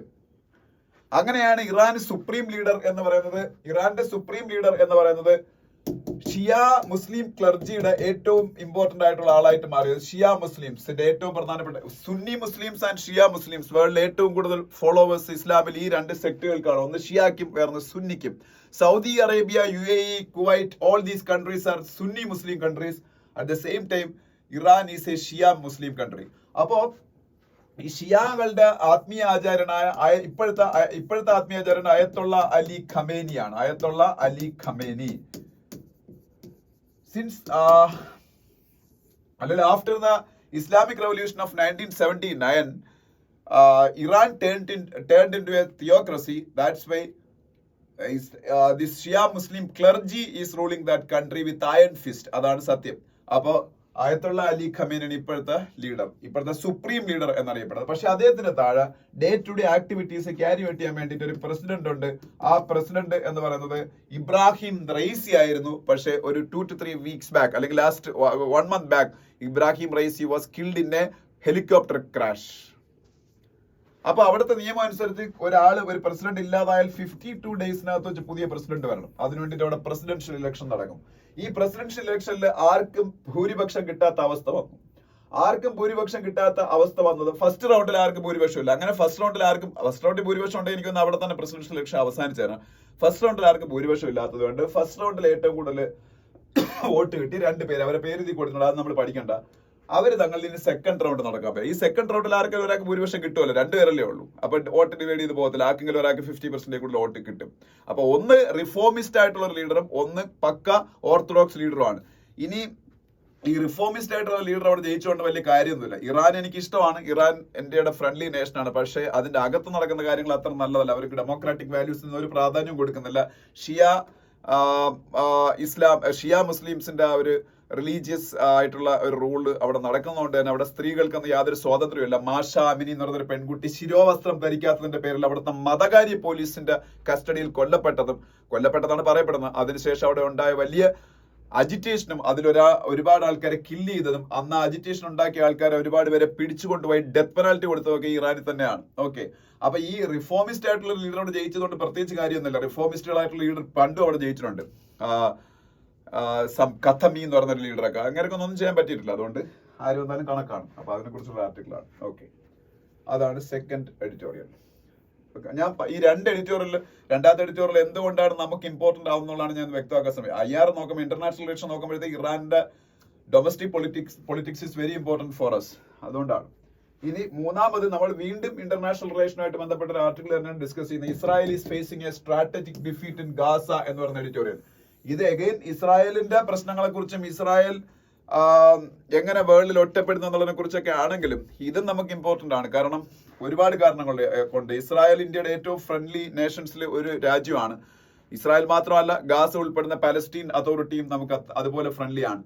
രണ്ടാമത്തെ കാര്യം, വെസ്റ്റ് ഏഷ്യയിൽ ഉണ്ടാവുന്ന ടർബുലൻസസ് നമ്മളുടെ മൊത്തം അവിടുത്തെ ജിയോ പൊളിറ്റിക്സിനെ ബാധിക്കും. ഇന്ത്യയുടെ ഏറ്റവും കൂടുതലുള്ള എക്സ്പാർട്ടിയേറ്റ് പോപ്പുലേഷൻ കൂടുതലും വെസ്റ്റ് ഏഷ്യയിലും അല്ലെങ്കിൽ അതിനോടടുത്ത് കിടക്കുന്ന അറബ് രാജ്യങ്ങളിലൊക്കെയാണ്. അപ്പൊ അത് വളരെ ഇമ്പോർട്ടന്റ് ആണ്. ഇനി മൂന്നാമത്തെ കാര്യം, ഇന്ത്യയുടെ ഏറ്റവും നേരത്തെ പറഞ്ഞ പോലെ വേറൊരു കണക്ടിവിറ്റി പ്രോജക്റ്റ് ഉണ്ട്. ഇന്ത്യയിൽ നിന്ന് ഒറിജിനേറ്റ് ചെയ്യുന്ന IMEC, India middle east Europe economic corridor. IMEC, India middle east Europe economic corridor, IMEC. ഇന്ത്യയിൽ നിന്ന് ഒറിജിനേറ്റ് ചെയ്ത് ഗൾഫ് രാജ്യങ്ങളായ സൗദി, UAE വഴി ഇസ്രായേൽ വഴി യൂറോപ്പിലേക്ക് പോകുന്ന ഒരു കണക്ടിവിറ്റി പ്രോജക്റ്റ്. അതിനെയും ബാധിക്കും ഇസ്രായേലിന്റെ പ്രോബ്ലംസ്. അതൊക്കെ കൊണ്ട് ഇന്ത്യക്ക് വളരെ ഇമ്പോർട്ടന്റ് ആണ്. ഇത് നമ്മൾ പറഞ്ഞിട്ടുള്ള കാര്യങ്ങൾ തന്നെയാണ് ഇതിൽ കൂടുതലും വന്നേക്കുന്നത്. അതുകൊണ്ട് ഞാൻ വളരെ ഫാസ്റ്റ് ആയിട്ട് ഒന്ന് ഡിസ്കസ് ചെയ്തേക്കാം. ഇസ്രായേലില് ഒക്ടോബർ 7 അറ്റാക്ക് പിന്നീട് ഹമാസ് നടത്തുമ്പോൾ കൗണ്ടർ അറ്റാക്ക് ഇസ്രായേൽ നടത്താൻ തുടങ്ങിയപ്പോൾ അവരുടെ ലക്ഷ്യം എന്ന് പറയുന്നത് എത്രയും പെട്ടെന്ന് യുദ്ധം അവസാനിപ്പിക്കുക, ഹമാസിനെ ടോട്ടലി ഡിസ്ട്രോയ് ചെയ്യുക, ഹമാസിന്റെ ലീഡർഷിപ്പിനെ മാക്സിമം കില്ല് ചെയ്യുക, എന്നിട്ട് ഏതാണ്ട് 250 ഹോസ്റ്റേജസ്, ഇസ്രായേലി ഹോസ്റ്റേജസ് ഹമാസിന്റെ കയ്യിലുണ്ട്, അവരെ മോചിപ്പിക്കുക. അങ്ങനെ കുറെ ലക്ഷ്യങ്ങൾ ആയിരുന്നു. പക്ഷേ ആ ലക്ഷ്യങ്ങളിൽ അവര് എന്തുമാത്രം അച്ചീവ്മെന്റ് ഉണ്ടാക്കി? സത്യത്തിൽ ഒരു അച്ചീവ്മെന്റ് ഉണ്ടാക്കിയെന്നുള്ളതാണ് കാര്യം. അവിടുത്തെ മൊത്തം പോപ്പുലേഷന്റെ ഏതാണ്ട് 1.7% വരുന്ന 37,000 പീപ്പിളിനെ കില്ല് ചെയ്തു. മൊത്തം പോപ്പുലേഷൻ ഏതാണ്ട് 3.7% വരുന്ന 86,000 പീപ്പിളിനെ അവർ ഡിസ്പ്ലേസ് ചെയ്തു. മൊത്തം ആൾക്കാർ, ഓൾമോസ്റ്റ് എല്ലാ ആൾക്കാരും ഹോംലെസ് ആയി, ഒരുപാട് ആൾക്കാർ പട്ടിണിയിലായി. എന്നുള്ളതിനപ്പുറം എന്തെങ്കിലും ഇതില് നേടിയോ എന്നുള്ളതാണ്. സത്യത്തിൽ ഒന്നും നേടിയിട്ടില്ല. കാര്യം ഇസ്രായേലിന്റെ ഡിഫൻസ് ഫോഴ്സസ് തന്നെ ഇപ്പോ കൺഫേം ചെയ്തേക്കുന്നത് ഹമാസ് എന്ന് പറയുന്നത് ഒരു ഐഡിയയാണ്. ഹമാസ് എന്ന് പറയുന്ന കുറെ വ്യക്തികളുടെ കൂട്ടം അല്ല. അതുകൊണ്ട് ആ വ്യക്തികളുടെ കൂട്ടത്തിന് കുറെ പേരെ കില്ല് ചെയ്താലും ആ ഐഡിയയെ നശിപ്പിക്കാൻ പറ്റില്ല എന്നാണ് അവര് അഡ്മിറ്റ് ചെയ്തേക്കുന്നത്. അപ്പം IDF പറയുന്നുണ്ട് അതുപോലെ ഈ ഹമാസിന് ഗാസയിൽ ഒരു വാസ്റ്റ് നെറ്റ്വർക്ക് ഓഫ് പിന്നീട് ഇതുണ്ട്, ടണൽസ് ഉണ്ട്. അതിനൊക്കെ ഡിസ്ട്രോയ് ചെയ്യുക അവരുടെ ലക്ഷ്യമായിരുന്നു. അവർ ഹൈലി ട്രെയിൻഡ് ആയിട്ടുള്ള ബ്രിഗേഡ്സിനെ കില്ല് ചെയ്യുക. അതൊന്നും അച്ചീവബിൾ അല്ല എന്ന് IDF ഇപ്പോൾ ഓൾറെഡി സംഭവിച്ചു കഴിഞ്ഞു. IDF എന്ന് പറഞ്ഞാൽ ഇസ്രായേലി ഡിഫൻസ് ഫോഴ്സസ്. അപ്പൊ അതുപോലെ ഇസ്രായേല് ഇവര് അറ്റാക്ക് ചെയ്ത് തുടങ്ങുന്ന സമയത്ത് തന്നെ ഈ ഇറാന്റെ സപ്പോർട്ടോട് കൂടിയുള്ള ഷിയ മിലീഷ്യാസ് ആയിട്ടുള്ള ലെബനനിലെ ഹിസ്ബുള്ള, ലെബനൻ എന്ന് പറയുന്ന കൺട്രി ഉണ്ട്. ആ ലെബനനിലെ ഹിസ്ബുള്ള, അതുപോലെ ഹൂതീസ്, അതെവിടത്തെയാണ്? യമൻ എന്ന് പറയുന്ന രാജ്യത്തെ ഹൂതീസ് എന്നൊക്കെ പറയുന്ന ആൾക്കാർ ഇസ്രായേലി ബൗണ്ട് ആയിട്ടുള്ള ഷിപ്പുകൾക്കും ഇസ്രായേലി ഫ്രണ്ട്ലി നേഷൻസ് ആയിട്ടുള്ള രാജ്യങ്ങളുടെ ഷിപ്പുകൾക്കൊക്കെ എതിരെ അറ്റാക്ക് സംഘടിപ്പിക്കാൻ തുടങ്ങി. പക്ഷെ തിരിച്ച് അതിന് ഇഫക്റ്റീവായിട്ട് പ്രതിരോധിക്കാൻ പോലും ഇസ്രായേലിന്റെ അതിന്റെ സഖ്യകക്ഷികൾക്ക് കഴിയുന്നില്ല. റെഡ് സീയിൽ പൊക്കോണ്ടിരിക്കുന്ന ഷിപ്പുകൾക്കെതിരെ ആക്രമണം ഹൂതീസ് നടത്തിയപ്പോൾ അതിനെ പ്രതിരോധിക്കാൻ അമേരിക്ക ഉൾപ്പെടെയുള്ള രാജ്യങ്ങൾ ഇപ്പം കൂടുതൽ കോൺസെൻട്രേറ്റ് ചെയ്യേണ്ടി വരികയാണ്. പലപ്പോഴും ചിലപ്പോൾ അവരുടെ ആക്രമണങ്ങളിൽ അവർ വിജയിക്കുകയും ചെയ്യുന്നുണ്ട്. ഇനി ഹിസ്ബുള്ള ലെബനനിൽ നിന്നുകൊണ്ട് ഇസ്രായേലിന് അഗെയിൻസ്റ്റ് ആയിട്ട് ലിമിറ്റഡ് ആയിട്ടുള്ള മിസൈൽ അറ്റാക്സും റോക്കറ്റ് അറ്റാക്സും ഒക്കെ നടത്തുന്നുണ്ട്. അപ്പം തിരിച്ച് ഇസ്രായേൽ അവരെ കൗണ്ടർ അറ്റാക്ക് ചെയ്യുന്നെങ്കിലും ഒരു ഫുൾ ഫ്ലെഡ്ജ്ഡ് വാറിലേക്ക് പോകാനുള്ള ധൈര്യം ഇപ്പം ഇസ്രായേലിന് ഇല്ല. കാര്യം ഓൾറെഡി ഗാസയ്ക്കകത്ത് ഈ ഹിസ്ബുള്ള പോലെ അത്രയും ഓർഗനൈസ്ഡ് ഒന്നും അല്ലാത്ത, അത്രയും സോഫിസ്റ്റിക്കേറ്റഡ് ആയിട്ടുള്ള എക്യുപ്മെന്റ്സ് ഒന്നും ഇല്ലാത്ത പിന്നീട് ഈ പറഞ്ഞ ഗാസയിലെ ഇവരെ തിരിച്ചടിച്ചുകൊണ്ടിരുന്നിട്ട് പോലും ഹമാസിന് അവർക്ക് ഡിസ്ട്രോയ് ചെയ്യാൻ പറ്റുന്നില്ല. അപ്പം പിന്നെ വേറൊരു വാർ ഫ്രണ്ടും കൂടെ ഓപ്പൺ ചെയ്ത് ലെബനനിൽ ഒരു ഫുൾ ഫ്ലെഡ്ജ്ഡ് വാറിൽ ഇസ്രായേൽ പണ്ട് എൻഗേജ് ചെയ്തിട്ടുണ്ട്. പണ്ടെന്ന് വെച്ചാൽ ഒരുപാട് പണ്ടെന്നല്ല, 2006 ലെബനനിൽ അവര് ഹെസ്ബുള്ളക്കെതിരെ അറ്റാക്ക് അന്ന് നടത്തിയിട്ടുണ്ട്. ആ അറ്റാക്കിലും വിജയിക്കാൻ ഇസ്രായേലിന് കഴിഞ്ഞിട്ടില്ല. അപ്പം ഒരേ സമയത്ത് ഹമാസിനെയും അതേ സമയത്ത് ഇസ്രായേലിനെ ഇപ്പൊ അറ്റാക്ക് ചെയ്തുകൊണ്ടിരിക്കുന്ന ലെബനനിലെ ഹിസ്ബുള്ളയും കൂടെ നേരിടുക എന്ന് പറഞ്ഞാൽ അത്ര ബുദ്ധി ആയിരിക്കത്തില്ല എന്നാണ് കരുതിയിട്ടായിരിക്കും ഇസ്രായേൽ ഇപ്പം ആ ഒരു അറ്റാക്ക് ഇപ്പം കുറെയൊക്കെ ടോളറേറ്റ് ചെയ്യാണ്. പക്ഷെ കുറെ ഇസ്രായേലീസിന് ഏതാണ്ട് 60,000-ഓളം ഇസ്രായേലീസിന് വീട് വിട്ട് പോയേണ്ടി വന്നതാ പറയുന്നത് ഈ ഹിസ്ബുള്ളയുടെ അറ്റാക്ക് മൂലം. ഇനി ഇതിലെ പറഞ്ഞേക്കുന്ന മറ്റൊരു കാര്യം, ഇറാൻ എന്ന് പറയുന്ന രാജ്യം അവരുടെ പ്രോക്സീസിനെ ഉപയോഗിച്ച് ഇസ്രായേലിനെ അറ്റാക്ക് ചെയ്തുകൊണ്ടിരിക്കുകയാണെന്നുള്ള കാര്യം ഇസ്രായേൽ നന്നായിട്ട് അറിയാം. ആ പ്രോക്സീസ് ആണ് ഹിസ്ബുള്ളയും ഹൂതീസും ഹമാസും ഒക്കെ. പക്ഷേ ഇറാനെ തിരിച്ച് അവർ അറ്റാക്ക് ചെയ്ത് എങ്ങനെയാണെന്ന് വെച്ചാൽ സിറിയ എന്ന് പറയുന്ന രാജ്യത്തില് ഇറാന്റെ ചില ക്യാമ്പുകളിലൊക്കെ അറ്റാക്ക് നടത്തി അവരെ കുറച്ച് പട്ടാളക്കാരെയും ജനറൽസിനെ കില്ല് ചെയ്തു. പക്ഷെ ഇസ്രായേൽ ഒരിക്കലും പ്രതീക്ഷിച്ചില്ല തിരിച്ച് ഇറാൻ അതുപോലെ അറ്റാക്ക് ചെയ്യുന്നു. ഇറാൻ തിരിച്ച് ഇസ്രായേലിനെ അറ്റാക്ക് ചെയ്യാണ്. അപ്പോ ആ അൺഎക്സ്പെക്ടഡ് അറ്റാക്കിൽ ഇസ്രായേൽ ഒന്ന് അമ്പരന്നു. എന്നിട്ട് തിരിച്ചടിക്കാൻ ഇസ്രായേൽ ഇറാനോട് പോയില്ല. ഒരു ഫുൾ ഫ്ലഡ്ജഡ് വാറിലേക്ക് ഇറാൻ അഗേൻസ്റ്റ് ആയിട്ട് ഇസ്രായേൽ പോകാൻ ധൈര്യം കാണിക്കുന്നില്ല. കാര്യം ടോട്ടലി അവർക്ക് ഇപ്പൊ തിരിച്ചടികളാണ് കിട്ടിക്കൊണ്ടിരിക്കുന്നത്. അതുകൊണ്ട് തന്നെയാണ്. പിന്നെ വേറൊരു കാര്യം, അമേരിക്കയുടെ അഡ്വൈസ്, ഇസ്രായേലിന് അഡ്വൈസ് ചെയ്തിട്ടുണ്ട്. ഇറാൻ അഗേൻസ്റ്റ് ആയിട്ടുള്ള ഫുൾ ഫ്ലഡ്ജഡ് വാറിലോട്ട് പോയാൽ വെസ്റ്റ് ഏഷ്യയിൽ മൊത്തത്തിൽ ചിലപ്പോൾ ഒരു യുദ്ധത്തിലേക്ക് അത് പോകും. അതുകൊണ്ട് തന്നെ അത് മാത്രമല്ല, ഞങ്ങള് ഒരിക്കലും ഇപ്പോൾ ഇറാനുമായിട്ടുള്ള യുദ്ധത്തിന് ഇൻട്രസ്റ്റും ഇല്ല. അതുകൊണ്ട് ഇറാനുമായിട്ടുള്ള യുദ്ധം ഉണ്ടായാൽ ഇസ്രായേലിനെ സപ്പോർട്ട് ചെയ്യാൻ US കാണത്തില്ലെന്നും പറഞ്ഞിട്ടുണ്ട്. അപ്പം അതുകൊണ്ട് തന്നെ എന്ത് ചെയ്യുന്നതെന്ന് വെച്ചാൽ, ഇറാൻ കുറച്ചുകൂടെ കംഫർട്ടബിൾ ആയിട്ട് നിന്നുകൊണ്ട് ഇസ്രായേലിനെതിരെ ഈ പറഞ്ഞ പ്രോക്സീസിനെ ഉപയോഗിച്ച് വാർ നടത്തുകയും ചെയ്യുന്നുണ്ട്. ഇറാന്റെ ന്യൂക്ലിയർ പ്രോഗ്രാംസ് അവർ യാതൊരു പ്രോബ്ലവും ഇല്ലാതെ മുന്നോട്ട് കൊണ്ടുപോയി ചെയ്യുന്നുണ്ട്. ഈ ന്യൂക്ലിയർ പ്രോഗ്രാം കൂടുതൽ സ്ട്രെങ്തൻ ചെയ്യുമ്പോൾ കൂടുതൽ ഇസ്രായേൽ പേടിക്കുകയും വേണം. കാര്യം ഇസ്രായേലിന് അഗേൻസ്റ്റ് ആയിട്ടായിരിക്കും ഇറാന്റെ ന്യൂക്ലിയർ പ്രോഗ്രാംസ് എന്ന് പറയുന്നത്. അപ്പൊ ഇറാൻ കൂടുതൽ സ്ട്രെങ്തൻ ചെയ്യപ്പെടുന്നു അവിടെ. അപ്പം ഇവരുടെ ഡിസൈഡ് ഒബ്ജക്റ്റീവ് ഒന്നും അച്ചീവ് ചെയ്യാൻ കഴിഞ്ഞില്ല എന്ന് മാത്രമല്ല, വേറൊരു വിഷയം കൂടെ ഉണ്ടായി. ഇന്റർനാഷണലി ഇസ്രായേലിന് മുമ്പുണ്ടായിരുന്ന സപ്പോർട്ട് എല്ലാം നഷ്ടപ്പെട്ടുകൊണ്ടിരിക്കുകയാണ്. അവരെ സപ്പോർട്ട് ചെയ്തിരുന്ന വിഭാഗങ്ങൾ പോലും ഇപ്പോൾ ഈ ജിനോസൈഡിന്റെ പേരിൽ, വംശഹത്യ, ഹമാസ് എന്ന് പറയുന്ന ഓർഗനൈസേഷൻ അഗേൻസ്റ്റ് ആയിട്ടാണ് അവരുടെ അറ്റാക്ക് എങ്കിലും ഗാസയിലെ ജനങ്ങൾക്കെതിരെ നടക്കുന്ന ഒരു വംശഹത്യ പോലെയാണ് ഇതിനെ കാണുന്നത്. ICJ, International Court of Justice, നമ്മളുടെ UN-ന്റെ 2 കോർട്ടുകളാണ് ICJയും ICCയും. ഇന്റർനാഷണൽ കോർട്ട് ഓഫ് ജസ്റ്റിസ് നെതർലാൻഡ്സിലെ ഹേഗില്. അവിടെ തന്നെയാണ് ICC, ഇന്റർനാഷണൽ ക്രിമിനൽ കോർട്ടും നെതർലാൻഡ്സിലെ ഹേഗില്. അപ്പൊ ഇത് ഹേഗ് നെതർലാൻഡ്സിലാണ്, ഇവിടെയാണ് ICJയും ICCയും. ഇത് രണ്ടുമാണ് UN-ന്റെ കോർട്ടുകൾ. ഇതിൽ ICJ, International Court of justice, genocide ആണ് ഇസ്രായേൽ നടത്തിക്കൊണ്ടിരിക്കുന്ന പിന്നീട് ഗാസയിൽ അത് അവസാനിപ്പിക്കണമെന്ന് പറഞ്ഞു കഴിഞ്ഞു. സൗത്ത് ആഫ്രിക്കയാണ് ആ കേസ് അവിടെ കൊണ്ടുവന്നത് ICJയിൽ. അപ്പൊ സൗത്ത് ആഫ്രിക്ക എന്നുള്ള രാജ്യം ഇസ്രായേലിന് അഗേൻസ്റ്റ് ആയി. അതുപോലെ UN ഒരു റെസൊല്യൂഷൻ വഴി ആവശ്യപ്പെട്ടു യുദ്ധം അവസാനിപ്പിക്കണമെന്ന്. പക്ഷേ ഇസ്രായേൽ കേട്ടില്ല. ICC, ഇന്റർനാഷണൽ ക്രിമിനൽ കോർട്ടിൽ ഇസ്രായേലി ലീഡേഴ്സിനെയും ഹമാസിന്റെ ടോപ്പ് ലീഡർഷിപ്പിനെയും വാർ ക്രിമിനൽസ് ആയിട്ട് ഡിക്ലെയർ ചെയ്യണമെന്ന് ഒരു പ്രോസിക്യൂട്ടർ ആവശ്യപ്പെട്ട് കഴിഞ്ഞു. ഇസ്രായേലിന്റെ ടോപ്പ് ലീഡർഷിപ്പ് മുതൽ അവിടുത്തെ പ്രൈം മിനിസ്റ്റർ ബെഞ്ചമിൻ നെതന്യാഹു ഉൾപ്പെടെ. ഇപ്പൊ ഓൾറെഡി വ്ളാഡിമിർ പുടിന് ഈ യുക്രൈൻ റഷ്യ വാറിന്റെ പേരിൽ ICC വാർ ക്രിമിനൽ ആയിട്ട് ഡിക്ലെയർ ചെയ്തിട്ടുണ്ട്. അതുപോലെ ചെയ്യണമെന്നാണ് പറഞ്ഞേക്കുന്നത്. അപ്പൊ അങ്ങനെയൊക്കെയുള്ള തിരിച്ചടികൾ. പിന്നെ വേറൊരു പ്രോബ്ലം, അതും പരാമർശിക്കാതെ പോകാൻ പാടില്ല. അത് ഇന്ത്യയെ സംബന്ധിച്ച് വളരെ ഇമ്പോർട്ടന്റ് ആണ്. അബ്രഹാം അക്കോർഡ് എന്ന് പറയുന്ന ഒരു സംഭവം പണ്ടല്ല, ട്രംപിന്റെ പീരീഡിൽ ഏതാണ്ട് 2019 നടന്നത് അബ്രഹാം അക്കോർഡ് വെസ്റ്റ് ഏഷ്യയിൽ കൊണ്ടുവന്നിരുന്നത്. ഈ അബ്രഹാം അക്കോർഡിന്റെ ലക്ഷ്യം അറബ് രാജ്യങ്ങൾ, എസ്പെഷ്യലി സൗദി അറേബ്യ, UAE പോലുള്ള രാജ്യങ്ങൾ ഇസ്രായേലുമായിട്ടുള്ള ബന്ധം നോർമലൈസ് ചെയ്യാൻ വേണ്ടിയിട്ടായിരുന്നു. അങ്ങനെ UAE ഒക്കെ ഇസ്രായേലുമായിട്ടുള്ള ബന്ധം നോർമലൈസ് ചെയ്യുകയും ചെയ്തു. ഫർദർ ആയിട്ട് നോർമലൈസ് ചെയ്യാൻ വേണ്ടിയിട്ട് സൗദിയൊക്കെ ഇരിക്കുമ്പോഴാണ് ഈ ഒരു വാർ ഉണ്ടാവുന്നത്. അതുകൊണ്ട് തന്നെ സൗദി ഇപ്പൊ പറഞ്ഞേക്കുന്നത് 1967 ഒരു വാർ നടന്നിട്ടുണ്ട്. ആ വാറിന് മുമ്പ് ഇസ്രായേലിന്റെയും പലസ്തീന്റെയും ബോർഡേഴ്സ് എന്തായിരുന്നു, ആ ബോർഡേഴ്സ് നിലനിർത്തിക്കൊണ്ട് പലസ്തീനെ അംഗീകരിച്ചല്ലാതെ ഇനി ഇസ്രായേലുമായിട്ടുള്ള ബന്ധത്തിന് സാധ്യത ഇല്ല എന്നാണ് പറഞ്ഞേക്കുന്നത്. അപ്പൊ അബ്രഹാം അക്കോർഡിന്റെ ഒരു പ്രസക്തി അവിടെ നഷ്ടപ്പെടുന്ന രീതിയിലേക്ക് കാര്യങ്ങൾ പോയി. ഒപ്പം ഞാൻ നേരത്തെ പറഞ്ഞ IMEC, India, middle east, Europe economic corridor, ഇത് നടക്കണമെങ്കിലും ഇസ്രായേലും സൗദിയും UAEയും സഹകരിച്ചേ പറ്റൂ. ഇന്നത്തെ സാഹചര്യത്തിൽ സൗദിക്കും UAEക്കും ഇസ്രായേലുമായിട്ട് സഹകരിക്കാൻ പറ്റാത്ത അവസ്ഥയാണ്. ഇസ്ലാമിക് വേൾഡിൽ അവർ ഒറ്റപ്പെട്ടു പോകും. അപ്പം ഈ ഒരു പ്രോജക്റ്റിനെയും അത് ബാധിക്കുന്നു. പിന്നെ ഇസ്രായേലിനെ സപ്പോർട്ട് ചെയ്തിരുന്ന പല യൂറോപ്യൻ രാജ്യങ്ങളും ഈ പലസ്തീൻ വിഷയം എന്ന് പറയുന്നത് തന്നെ ഒരു ബാക്ക് ബർണറിലേക്ക് പോയതായിരുന്നു. ഈ അബ്രഹാം അക്കോർഡൊക്കെ വന്നപ്പോൾ വെസ്റ്റ് ഏഷ്യയിലെ ഇസ്രായേലിന്റെ ഒരു അക്സെപ്റ്റബിലിറ്റിയെ ക്വസ്റ്റ്യൻ ചെയ്തിരുന്ന വിഷയമായിരുന്നു പലസ്തീൻ വിഷയം. പക്ഷെ അതിനെ മാറ്റിവെച്ചുകൊണ്ട് ഇസ്രായേലുമായിട്ട് അബ്രഹാം അക്കോർഡ് വഴി സഹകരിക്കാൻ ഈ സൗദിയും UAE ഒക്കെ തയ്യാറായപ്പോഴാണ് ഈ അറ്റാക്ക് വന്നത്. അപ്പൊ ഈ അറ്റാക്കിന് അഗെയിൻസ്റ്റ് ആയിട്ട് ഈ ഇസ്രായേലിന്റെ റീറ്റാലിയേഷൻ വളരെ ബ്രൂട്ടൽ ആയിരുന്നുകൊണ്ട് തന്നെ ഇനി അവർക്ക് ആർക്ക് സഹകരിക്കാൻ പറ്റാത്ത സാഹചര്യമാണ്. ഒപ്പം ഒരു കാര്യം കൂടെ, പലസ്തീനിന് കൂടുതൽ സപ്പോർട്ട് കിട്ടിക്കൊണ്ടിരിക്കുകയാണ്. പലസ്തീനിനെ മുമ്പ് സപ്പോർട്ട് ചെയ്യാഞ്ഞ, പലസ്തീൻ എന്ന രാജ്യത്തിനെ റെക്കഗ്നൈസ് ചെയ്യാഞ്ഞ പല രാജ്യങ്ങളും, അതിന് എക്സാമ്പിൾ അയർലൻഡ്, നോർവേ, സ്വിറ്റ്സർലാൻഡ്, ഇങ്ങനെയൊക്കെയുള്ള സ്പെയിൻ, ഒരുപാട് രാജ്യങ്ങൾ ഇന്ന് ഇസ്രായേലിനെ കൈവിട്ടിട്ട് പലസ്തീൻ എന്ന് പറയുന്ന നേഷനെ സപ്പോർട്ട് ചെയ്യും. 2 സ്റ്റേറ്റ് സൊല്യൂഷനിലേക്ക് കൂടുതൽ എന്താ പറയുക സപ്പോർട്ട് അവിടെ വരികയാണ്. 2 സ്റ്റേറ്റ് സൊല്യൂഷൻ എന്ന് പറഞ്ഞാൽ പലസ്തീൻ, ഇസ്രായേൽ 2 രാജ്യങ്ങൾ. ഇപ്പൊ പലസ്തീന് ഒരു രാജ്യം എന്നുള്ള സ്റ്റാറ്റസ് ഇല്ല. പലസ്തീനും കൂടെ രാജ്യം എന്ന സ്റ്റാറ്റസ് കൊടുത്തുകൊണ്ട് പലസ്തീൻ, ഇസ്രായേൽ ഇങ്ങനെ 2 നേഷൻസ് പരസ്പരം റെക്കഗ്നൈസ് ചെയ്ത് അവർ നിലനിർത്തുന്ന പോകുക. അതാണ് 2 സ്റ്റേറ്റ് സൊല്യൂഷൻ.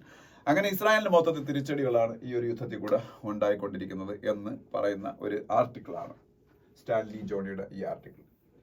ഇനി glossing over unemployment high electoral price എന്നുള്ള ആർട്ടിക്കിൾ ഉണ്ട്. അതൊന്നും വേണ്ട, നമ്മൾ അത് ഞാൻ വായിച്ച കാര്യം ഒരു കാര്യമല്ല, ഒരു ഡേറ്റയുടെ അടിസ്ഥാനത്തിലൊന്നുമല്ല, ചുമ്മാ എന്തൊക്കെയോ കുറെ കാര്യങ്ങൾ. Subramanian Swamy is a very intelligent person and he knows economics very well. But in this article അദ്ദേഹം അങ്ങനെ എക്കണോമിക്സ് ഒന്നും പറഞ്ഞിട്ടില്ല. ചുമ്മാ കുറെ അദ്ദേഹത്തിന് കുറെ അസംഷൻസ് ഒന്നും വിത്തൗട്ട് ദ സപ്പോർട്ട് ഓഫ് ഡേറ്റയാണ് ഇവിടെ പറഞ്ഞേക്കുന്നത്. അതുകൊണ്ട് ഡിസ്കസ് ചെയ്യേണ്ട ആവശ്യമില്ല. ഇനി നെക്സ്റ്റ് പേജ് പോകുമ്പോൾ a tool to ensure complete total anonymity ആണെന്ന് വേണ്ട. താഴോട്ട് വരുമ്പോൾ at the end of Pride month assessing the LGBTQIA+ communities rights. അത് എന്താണെന്ന് ചോദിച്ചാൽ അതിനെക്കുറിച്ച് ഒരു ജസ്റ്റ് ഒന്ന് പറഞ്ഞു പോവാം.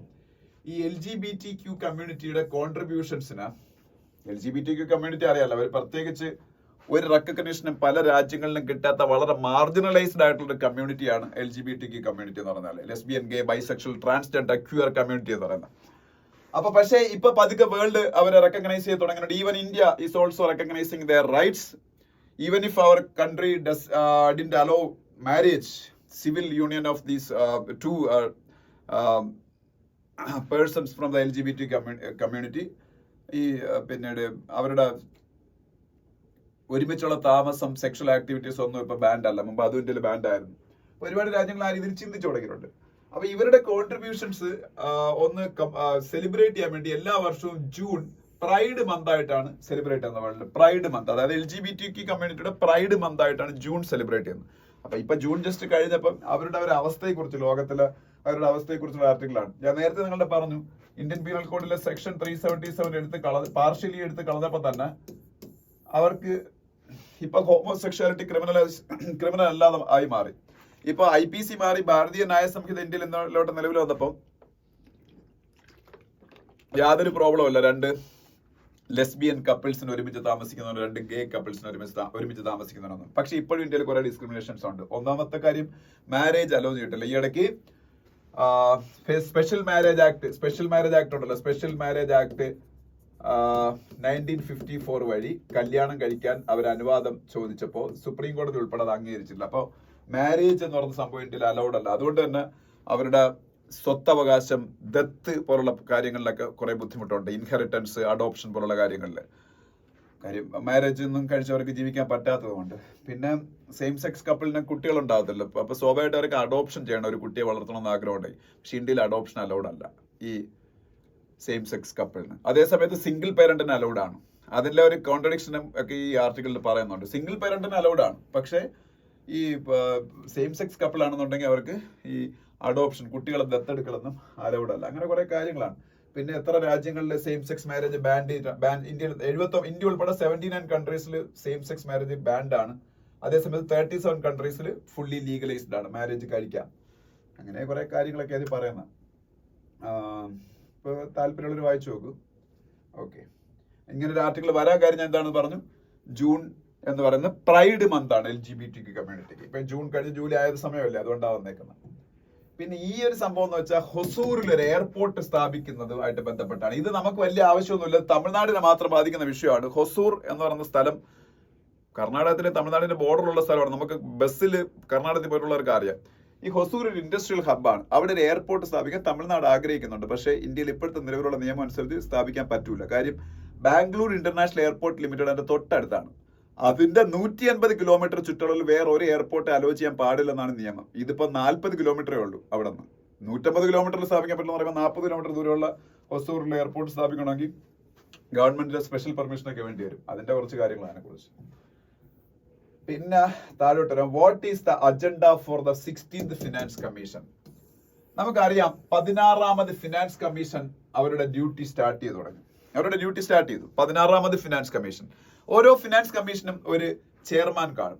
16ാമത് ഫിനാൻസ് കമ്മീഷനാണ് ഇപ്പോഴത്തെ ഫിനാൻസ് കമ്മീഷൻ. അതിന്റെ ചെയർമാൻ എന്ന് പറയുന്നത് അരവിന്ദ് പനഗരിയ ആണ്. അരവിന്ദ് പനഗരിയ ഞാൻ മുമ്പ് പറഞ്ഞിട്ടില്ലായിരുന്നു, നിങ്ങൾക്ക് അറിയായിരിക്കും. Arvind Panagariya is the chairman of 16th finance commission. 16ാമത്തെ ഇതാണ് ഇപ്പോഴത്തെ ഫിനാൻസ് കമ്മീഷൻ. ഈ ഫിനാൻസ് കമ്മീഷൻ എന്ന് പറയുന്ന ഇന്ത്യൻ കോൺസ്റ്റിറ്റ്യൂഷന്റെ ആർട്ടിക്കിൾ 280, ഇതിന് കുറച്ച് പൊളിറ്റി ആയിട്ട് ബന്ധമുണ്ട്, അതുകൊണ്ട് ജസ്റ്റ് ഒന്ന് പറഞ്ഞു പോകാന്ന് വിചാരിച്ചത്. ആർട്ടിക്കിൾ 280യുടെ അടിസ്ഥാനത്തിലാണ് ഫിനാൻസ് കമ്മീഷൻ എസ്റ്റാബ്ലിഷ്മെന്റിനെ കുറിച്ച് പറയുന്നത്. പിന്നെ വീണ്ടും ഇതെന്തിനാണ് ഫിനാൻസ് കമ്മീഷൻ എന്ന് വെച്ചാൽ, ഇന്ത്യയുടെ കൺസോളിഡേറ്റഡ് ഫണ്ടിൽ നിന്ന് അവിടെ പറയുന്നുണ്ട് ഇന്ത്യയുടെ കൺസോളിഡേറ്റഡ് ഫണ്ടിൽ നിന്ന് എങ്ങനെ ഡെവല്യൂഷൻ നടത്തണം, അതിന് എങ്ങനെ നമ്മളുടെ സ്റ്റേറ്റുകളുടെ ഇടയിൽ എങ്ങനെ ആ ഒരു കൺസോളിഡേറ്റഡ് ഫണ്ട് എന്ന് പറയുന്നത് എന്താണ്? കൺസോളിഡേറ്റഡ് ഫണ്ട് എന്ന് പറഞ്ഞാൽ ഗവൺമെന്റ് ഓഫ് ഇന്ത്യയുടെ കംപ്ലീറ്റ് റവന്യൂസും വന്ന് അടിയുന്ന ഫണ്ടാണ് കൺസോളിഡേറ്റഡ് ഫണ്ട്. ടാക്സ്, മറ്റ് റെസീപ്റ്റ്സ് എല്ലാം കൂടെ വന്ന് ചേർന്ന ടോട്ടൽ ആയിട്ട് അവരുടെ മൊത്തം വരുമാനവും വരുന്ന ഫണ്ടാണ് കൺസോളിഡേറ്റഡ് ഫണ്ട് എന്ന് പറയുന്നത്. ഈ കൺസോളിഡേറ്റഡ് ഫണ്ട് ഇത് സ്റ്റേറ്റുകൾക്ക് ഡെവല്യൂഷൻ കൊടുക്കും. അതെങ്ങനെ വേണം എന്ന് ഓരോ ഫിനാൻസ് കമ്മീഷനും പറയും. അപ്പം 16th ഫിനാൻസ് കമ്മീഷന്റെ പണിയും അത് തന്നെയാണ് മെയിനായിട്ട്. അപ്പൊ ആർട്ടിക്കിൾ 280 അണ്ടറിലാണ് പിന്നീട് ഈ ഫിനാൻസ് കമ്മീഷൻ ഫോം ചെയ്തേക്കുന്നത്. ഇനി ഒരു കാര്യം കൂടെ, ഈ 73ാമത്തെയും 74ാമത്തെയും കോൺസ്റ്റിറ്റ്യൂഷണൽ അമെന്റ്മെന്റിനെ കുറിച്ച് ഇതിന്റെ അകത്ത് പറയുന്നുണ്ട്. 73ാമത്തെ 74ാമത്തെ കോൺസ്റ്റിറ്റ്യൂഷണൽ അമെന്റ്മെന്റ് എന്തായിരുന്നു? പഞ്ചായത്ത് രാജ്, ഈ ലോക്കൽ സെൽഫ് ഗവേണൻസ് ആയിട്ട് ബന്ധപ്പെട്ട രണ്ട് കോൺസ്റ്റിറ്റ്യൂഷണൽ അമെന്റ്മെന്റ്സ് ആണ് 73rd 74ാമത്തെ ഭരണഘടനാ ഭേദഗതി. അപ്പം പഞ്ചായത്ത് രാജ്, മുനിസിപ്പാലിറ്റീസ്, ഇതുമായിട്ട് ബന്ധപ്പെട്ട രണ്ട് അമെന്റ്മെന്റ്സ് ആണ്. അപ്പൊ ഈ അമെന്റ്മെന്റ്സ് വന്നപ്പോ ഈ പഞ്ചായത്തുകൾക്കും മുനിസിപ്പാലിറ്റീസിനൊക്കെ കൂടുതൽ സ്വയംഭരണം അനുവദിക്കുകയാണ്. അപ്പൊ സ്വയംഭരണം അനുവദിക്കുമ്പോൾ നമ്മളുടെ ഫിനാൻസ് കമ്മീഷനുകൾ പരാജയപ്പെട്ടു പോയ ഒരു മേഖലയെ കുറിച്ചാണ് ഈ പറഞ്ഞത്. പരാജയപ്പെട്ടു പോയ മേഖല എന്താണെന്ന് വെച്ചാൽ, ഈ സ്റ്റേറ്റുകൾക്ക് ഈ പറഞ്ഞ കൺസോളിഡേറ്റഡ് ഫണ്ടിൽ നിന്ന് കൺസോളിഡേറ്റഡ് ഫണ്ടിൽ നിന്ന് എത്ര പോർഷൻ കൊടുക്കണം എന്നുള്ള കാര്യമൊക്കെ അവർ കറക്റ്റായിട്ട് പറഞ്ഞു പോകുന്നുണ്ടെങ്കിലും അതിൽ നിന്ന് നമ്മളുടെ മുനിസിപ്പാലിറ്റീസ്, പഞ്ചായത്ത്, സിറ്റീസ് പോലുള്ള സംഭവങ്ങൾക്ക് എത്രത്തോളം അതിനനുസരിച്ചുള്ള ഒരു ഡെവല്യൂഷൻ വരുന്നില്ല. അതായത് ഇപ്പം 73rd 74th അമെന്റ്മെന്റ് വഴി അവർക്ക് കൂടുതൽ പവേഴ്സ് വന്നു, കൂടുതൽ അഡ്മിനിസ്ട്രേറ്റീവ് ആയിട്ടുള്ള കുറച്ചുകൂടി ഇൻഡിപെൻഡൻസ് വന്നു, കുറച്ചുകൂടി എംപവേർഡ് ആയവര്. പക്ഷെ അപ്പോഴും അവർക്ക് കിട്ടുന്ന ഫണ്ട് അലോക്കേഷൻ കുറവാണ്. അത് ഫിനാൻസ് കമ്മീഷനുകൾ പലതും വന്നു പോയെങ്കിലും അതിനെക്കുറിച്ച് പ്രോപ്പറായിട്ട് അവരൊരു വിഷൻ കൊടുക്കുന്നില്ല എന്നാണ് നീ പറയുന്നത്. അപ്പോ പിന്നെ ഇതിൽ കുറെ കാര്യങ്ങൾ പറയുന്നുണ്ട്. അതായത് നമ്മളുടെ മൊത്തം GDPയുടെ 66% കോൺട്രിബ്യൂട്ട് ചെയ്യുന്ന സിറ്റീസ് ആണെന്നും, ഗവൺമെന്റ് റവന്യൂസിന്റെ ടോട്ടലിന്റെ 90% കോൺട്രിബ്യൂട്ട് ചെയ്യുന്ന സിറ്റീസ് ആണ്. പക്ഷേ അവർക്ക് ഇൻഫ്രാസ്ട്രക്ചർ ഡെവലപ്മെന്റിന് വേണ്ടിയിട്ടൊന്നും കറക്റ്റ് ആയിട്ട് ഫണ്ടിങ് കിട്ടുന്നില്ല. കാര്യം വേൾഡ് ബാങ്കിന്റെ എസ്റ്റിമേറ്റ് അനുസരിച്ച് തന്നെ കറക്റ്റ് ഇൻഫ്രാസ്ട്രക്ചർ ഡെവലപ്പ് ചെയ്യാൻ $840 ബില്യൺ ഇന്ത്യയിലെ സിറ്റികൾക്കും അർബൻ ബോഡീസിനും ഒക്കെ വേണമെന്നാണ്. പക്ഷേ ഒരു പെർസെന്റേജ് ഓഫ് GDP ആയിട്ട് എടുത്ത് നോക്കിയാൽ ഇന്ത്യ മൊത്തം GDPയുടെ 0.5% മാത്രമേ ഈ അർബൻ ലോക്കൽ ബോഡീസിന് കൊടുക്കുന്നുള്ളൂ. അത് മറ്റ് രാജ്യങ്ങൾ നോക്കിയാൽ ഇത് ഡെവലപ്ഡ് നേഷൻസ് നോക്കിയിട്ട് ഒരു കാര്യമില്ല. ഡെവലപ്പിംഗ് നേഷൻസ് എടുത്ത് നോക്കിയാൽ തന്നെ Mexico 1.6%, south Africa 2.6%, Philippines 2.5%, Brazil, ഇന്ത്യയുടെ ബ്രിക്സ് രാജ്യങ്ങളുടെ കൂട്ടത്തിലുള്ള, ഇന്ത്യയും ബ്രിക്സിലെ മെമ്പറാണ്, ബ്രസീൽ 5.1% അവരുടെ GDPയുടെ ഇവർക്ക് കൊടുക്കുന്നുണ്ട്. ആർക്കാണ്? സിറ്റീസിനും മറ്റ് അർബൻ ലോക്കൽ ബോഡീസിനും ഒക്കെ. ഇന്ത്യ അതേസമയത്ത് 0.5% കൊടുക്കുന്നുള്ളൂ. അപ്പൊ ആ ഒരു എന്താ പറയുന്ന ഒരു മിസ്മാച്ച് മറ്റ് വേൾഡ് രാജ്യങ്ങളുമായിട്ട് കമ്പയർ ചെയ്യുമ്പോൾ ഇന്ത്യയിലെ അർബൻ ലോക്കൽ ബോഡീസിന് ഉണ്ട്.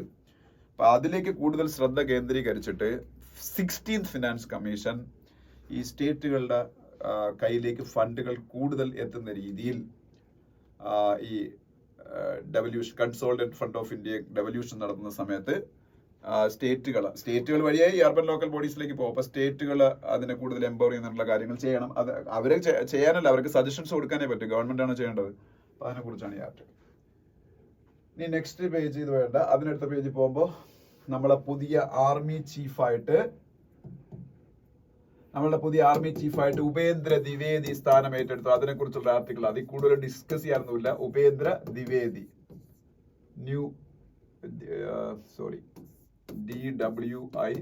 DWIVEDI, ഉപേന്ദ്ര ദ്വിവേദി. പിന്നെ താഴോട്ട് വരുമ്പം field evaluation trials of submarine bids under project 75I complete എന്ന് പറഞ്ഞ ന്യൂസ് ഉണ്ട്. പ്രോജക്ട് 75I ഇത് എന്താണെന്ന് വെച്ചാൽ ഇന്ത്യൻ നേവിക്ക് വേണ്ടിയിട്ട് കുറെ സബ്മറൈൻസ് ഇന്ത്യ വാങ്ങാൻ പോയാണ്. ആ സബ്മറൈൻസിന് വേണ്ടി ഇന്ത്യ ചെലവാക്കാൻ പോകുന്നത് 43,000 crores ആണ്. 43,000 crores ഇത്രയും കൊടുത്ത് വിദേശ രാജ്യങ്ങളിൽ നിന്നാണ് നമ്മൾ ഇത് അക്വയർ ചെയ്യാൻ പോണത്. അപ്പം ജർമ്മനിയിലെയും സ്പെയിനിലെയും രണ്ട് കമ്പനീസ് ഇന്ത്യയുടെ ഈ പറഞ്ഞ പ്രോജക്ട് 75ലേക്ക് സബ്മറൈൻസ് സപ്ലൈ ചെയ്യാനുള്ള താല്പര്യം കാണിച്ചിട്ടുണ്ട്. സബ്മറൈൻ സപ്ലൈ ചെയ്യുമ്പോൾ അതിനുള്ള കാര്യം എന്ന് വെച്ചാൽ ഈ സബ്മറൈൻസ് ഇന്ത്യയിൽ തന്നെ ആയിരിക്കും മാനുഫാക്ചർ ചെയ്യാൻ പോകുന്നത്. അവർ ടെക്നോളജി ട്രാൻസ്ഫർ ചെയ്ത് കൊടുക്കും. അപ്പൊ അങ്ങനെയായിരിക്കും ആ ഡീൽ എന്ന് പറയുന്നത്. അങ്ങനെ ഇന്ത്യയിൽ ചെയ്യുകയാണെന്നുണ്ടെങ്കിൽ അത് ചെയ്യുന്നത് ഇവരായിരിക്കും. L&T അല്ലെങ്കിൽ L&T അറിയാലോ, ലാർസൺ ആൻഡ് ട്രൂബ്രോ, അല്ലെങ്കിൽ അതൊരു പ്രൈവറ്റ് കമ്പനിയാണ്. അതല്ലെങ്കിൽ MDL, മസഗോൺ ഡോക്ക് ലിമിറ്റഡ്, മുംബൈയിലുള്ള ഒരു ഡിഫൻസ് മാനുഫാക്ചറിംഗ് കമ്പനിയാണ് MDL, അതായത് naval defence. MDL, Mazagon defence limited.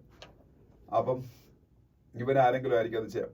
Mazagon defence limited അല്ല, Mazagon dock ship builders limited ആണ്. അത് ഈ സബ്മറൈൻസ് ഷിപ്പുകളൊക്കെ ബിൽഡ് ചെയ്യുന്നതാണ്. Mazagon dock ship builders limited. പിന്നെ നെക്സ്റ്റ് പേജ് ഫുൾ പൊളിറ്റിക്സ് ആണ് നമുക്ക് വേണ്ട. അതിന്റെ അടുത്ത പേജ് പോകുമ്പോ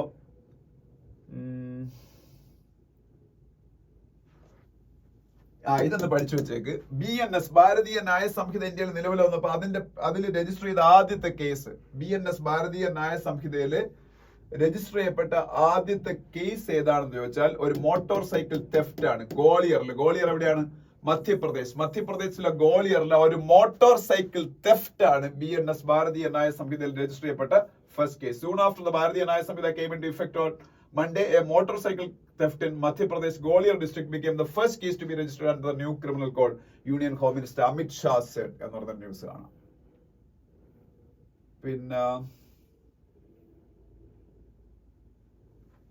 പിന്നീട് മഴ പതുക്കെ നോർത്തേൺ റീജിയനിലേക്ക് കൂടിക്കൊണ്ടിരിക്കുകയാണ്. ഈ ജൂലൈയിൽ എബവ് നോർമൽ മൺസൂൺ ഉണ്ടാവും എന്നുള്ള ഒരു ആർട്ടിക്കിൾ ആണ്. അത് നമുക്ക് അറിയാവുന്നതാണ്. IMD തന്നെ അത് മുമ്പേ പ്രെഡിക്ട് ചെയ്തിരുന്നതാണ് എബവ് നോർമൽ മൺസൂൺ ആയിരിക്കും എല്ലായിടത്തും, ഇന്ത്യ മുഴുവൻ. കുറച്ചൊക്കെ അത് നല്ലതാണ് നമ്മളുടെ അഗ്രികൾച്ചറിനൊക്കെ, പക്ഷേ ലൈഫും നമ്മളുടെ സ്വത്തും ഒക്കെ നഷ്ടപ്പെടാതെ ശ്രദ്ധിക്കണം. പിന്നെ Bombay high court here's petitions against fact check unit. അതിപ്പോ ഡീറ്റെയിൽ ആയിട്ട് ഞാൻ പറയുന്നില്ല, കാര്യം യഥാർത്ഥത്തിൽ ഇതിനെക്കുറിച്ച് വലിയ ന്യൂസുകൾ ഇനി വരും. ഇത് IT അമെന്റ്മെന്റ് റൂൾസ് 2021 എന്ന് പറഞ്ഞ റൂൾ വന്നപ്പോൾ അതിലൊരു ഫാക്ട് ചെക്ക് യൂണിറ്റ് FCU എന്ന് പറഞ്ഞൊരു സംഭവം ഉണ്ടാക്കാൻ തീരുമാനിച്ചു government, central government.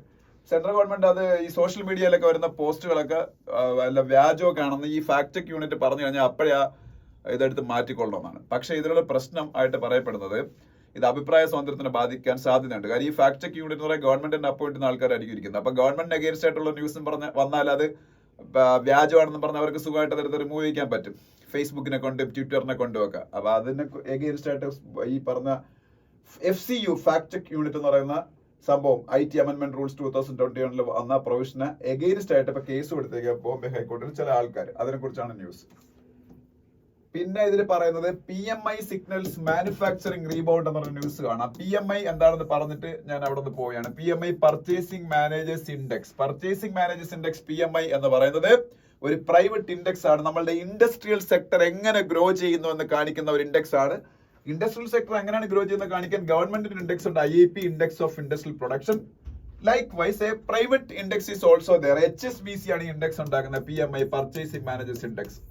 And it showed that India's industrial sector is growing in a better way during the last month. അതായത് കുറച്ചുകൂടെ നല്ല രീതി, അതായത് മെയ് അപേക്ഷിച്ച് ജൂൺ കുറച്ചുകൂടെ നന്നായിട്ട് ഗ്രോ ചെയ്യുന്നത്. അപ്പൊ അത് നമുക്ക് എഴുതിയെടുക്കേണ്ട. ജസ്റ്റ് PMI എന്താണെന്ന് പറഞ്ഞാൽ പർച്ചേസിംഗ് മാനേജേഴ്സ് ഇൻഡെക്സ്. ഓക്കെ, താഴോട്ട് വരുമ്പോ RBI ASEAN to create platform for instant retail payments. അതെന്താണെന്ന് വെച്ചാൽ അത് അറിഞ്ഞു വെച്ചേക്കണം. നെക്സസ് എന്ന് പറഞ്ഞൊരു പ്ലാറ്റ്ഫോം, പ്രോജക്ട് നെക്സസ് എന്നാ പറയുന്നത്. Project nexus. ഈ പ്രോജക്ട് നെക്സസ് എന്ന് പറയുന്നത് BISന്റെ ഒരു പ്ലാറ്റ്ഫോമാണ്. BIS എന്ന് പറഞ്ഞാൽ ബാങ്ക് ഫോർ ഇന്റർനാഷണൽ സെറ്റിൽമെന്റ്സ് ആണ്. BIS bank for international settlements.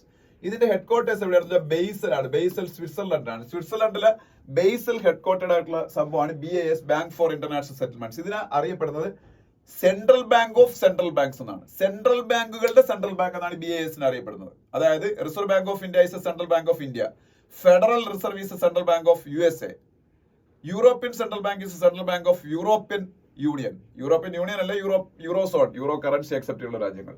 അപ്പൊ ഇങ്ങനെ ലോകം മുഴുവൻ സെൻട്രൽ ബാങ്കുകളുടെ ആ സെൻട്രൽ ബാങ്കുകളുടെ സെൻട്രൽ ബാങ്ക് എന്ന് അറിയപ്പെടുന്നത് BIS. അതിന്റെ ഹെഡ് ക്വാർട്ടേഴ്സ് ബേസലാണ്. ബേസൽ സ്വിറ്റ്സർലൻഡിലാണ്. അപ്പൊ അവരൊരു പുതിയ സംഭവമാണ് പ്രോജക്ട് നെക്സസ്. പ്രോജക്ട് നെക്സസ് എന്ന് പറയുന്നത് എന്താണെന്ന് ഇവിടെ പറഞ്ഞിട്ടുണ്ട്. Nexus conceptualised by the innovation hub of the Bank for international Settlements aims to connect FPS എന്ന് വെച്ചാൽ ഫാസ്റ്റ് പേയ്മെന്റ് സിസ്റ്റംസ് ഓഫ് എല്ലാ രാജ്യങ്ങളും ഫാസ്റ്റ് പേയ്മെന്റ് സിസ്റ്റം കാണും, നമ്മുടെ ഇന്ത്യയുടെ UPI പോലെ. അപ്പം ഈ ഫാസ്റ്റ് പേയ്മെന്റ് സിസ്റ്റത്തിനെ പരസ്പരം കണക്ട് ചെയ്യുക എന്നുള്ളതാണ് എന്തിന്റെ ലക്ഷ്യം? BAS കൊടുത്ത പ്രോജക്ട് നെക്സസിന്റെ ലക്ഷ്യം. അതിൽ ആദ്യം ജോയിൻ ചെയ്ത രാജ്യങ്ങൾ എന്ന് പറഞ്ഞാൽ 1 ഇന്ത്യയും പിന്നെ 4 ആസിയാൻ രാജ്യങ്ങളാണ്. ആസിയാൻ എന്ന് പറഞ്ഞാൽ association of south east Asian Nations. അതിൽ 10 രാജ്യങ്ങളുണ്ട്. 4 ആസിയാൻ രാജ്യങ്ങൾ മലേഷ്യ, ഫിലിപ്പൈൻസ്, സിംഗപ്പൂർ, തായ്ലൻഡ്. അപ്പൊ ഈ 4 ആസിയൻ രാജ്യങ്ങളും ഇന്ത്യയും കൂടെ ചേർന്ന് പ്രോജക്ട് നെക്സസ് വഴി ഇൻസ്റ്റന്റ് റീറ്റെയിൽ പേയ്മെന്റ്സിന് വേണ്ടിയിട്ട് ഉള്ള ഒരു ജോയിന്റ് പ്ലാറ്റ്ഫോം ആവുകയാണ്. ഫാസ്റ്റ് പേയ്മെന്റ് അവിടുത്തെ എല്ലായിടത്തെയും ഫാസ്റ്റ് പേയ്മെന്റ് സിസ്റ്റങ്ങൾ തമ്മിൽ കണക്ട് ചെയ്യും. പിന്നെ നമ്മൾ വേൾഡ് പേജിൽ ഒന്നും പറയാനില്ല. നമ്മൾ എല്ലാ ദിവസവും പറഞ്ഞുകൊണ്ടിരിക്കുന്ന കാര്യങ്ങൾ മാത്രമാണ് വേൾഡ് പേജിൽ ഇന്നും ഉള്ളത്. വേറെ എക്സ്ട്രാ ഒന്നും പറയാനില്ല.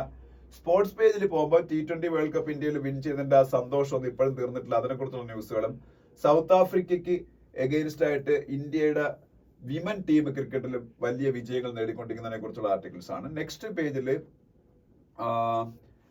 ഇന്ത്യയുടെ ഗുകേഷും നിലവിലുള്ള ചെസ് വേൾഡ് ചാമ്പ്യനായ ചൈനയുടെ ഡിങ് ലിറനും തമ്മിലുള്ള വേൾഡ് കപ്പ് ചാമ്പ്യൻഷിപ്പ് സിംഗപ്പൂരിൽ നടക്കും എന്ന് ഫിഡെ അനൗൺസ് ചെയ്തേക്കുന്നു. സിംഗപ്പൂർ അതിന്റെ വെന്യൂവിന് വേണ്ടി ഇന്ത്യ ശ്രമിച്ചിരുന്നു, പക്ഷെ ഇന്ത്യക്ക് കിട്ടിയില്ല. ഫിഡെ എന്ന് പറഞ്ഞാൽ ഇന്റർനാഷണൽ ചെസ് ഫെഡറേഷൻ, അവരാണ് ചെസ്സിന്റെ international body, international chess federation. അവർ അനൗൺസ് ചെയ്തേക്കുന്നു ഗുകേഷും നിലവിലുള്ള വേൾഡ് ചാമ്പ്യനും ചൈനക്കാരനായ ഡിങ് ലിറനും തമ്മിലുള്ള ചെസ് വേൾഡ് കപ്പിന്റെ ഫൈനൽ സിംഗപ്പൂരിൽ നടക്കുമെന്ന് പഠിച്ചു വെച്ചേക്കുക. പിന്നെ അതിനടുത്ത പേജ് അത്രയേ ഉള്ളൂ. അപ്പൊ ഇനിയിപ്പം ഫ്രണ്ട് പേജ് ഒന്ന് നോക്കാണ്ട് അത് ന്യൂ ക്രിമിനൽ ലോസ് നിലവിൽ വരാൻ പോകുന്ന കാര്യമൊക്കെ ഉണ്ട്. പിന്നെ ജൂണിലെ GST റവന്യൂ ഗ്രോത്തിനെ കുറിച്ചൊക്കെയുള്ള ന്യൂസ് ആണ്. അതൊന്നും നമുക്ക് വേണ്ട. പിന്നെ നിലവിൽ വരാൻ പോകുന്നതിനെ കുറിച്ചുള്ള നിലവിൽ വന്നതിനെ കുറിച്ച് അമിത്ഷായുടെ അഭിപ്രായങ്ങളൊക്കെ പറഞ്ഞേക്കുന്നതാണ്. പിന്നെന്താണ് പിന്നെ ഈ പേജിലൊന്നും ഒന്നും പറയാനില്ല.